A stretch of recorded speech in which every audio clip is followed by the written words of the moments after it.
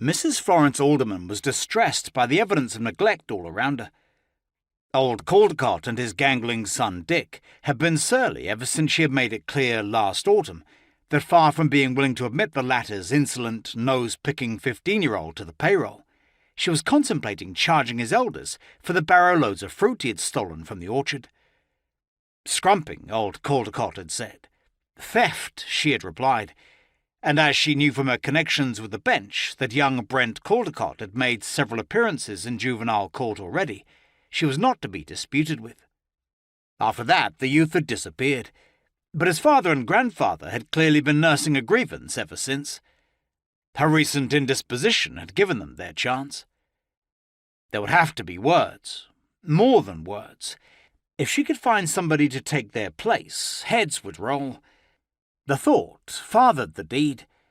Angrily seizing a Madame Louis Laperriere in her gloved hand, grasping it firmly to prevent unsightly spillage, she picked her spot, applied the razor-edged knife expertly, and with a single, smooth slice, removed the sadly drooping head, which she dropped into a plastic bucket.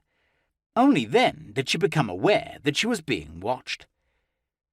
Behind the mazy frame of sweet peas which divided the main rose garden from the long lawn running down to the orchard, and which, she noted angrily, had been allowed to form seed pods that, unremoved, would preempt flower growth, lurked a slight figure, completely still.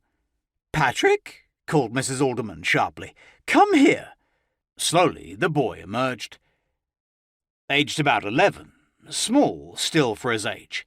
He had large brown eyes and a pale oval face, which was almost oriental in its lack of expression. Mrs. Aldermann regarded him with distaste. It wasn't just that he belonged to the same ghastly subspecies as Brent Caldecott, though that would have been enough. But in addition, she could never look upon Patrick without thinking of his origins, and then the anger came welling up.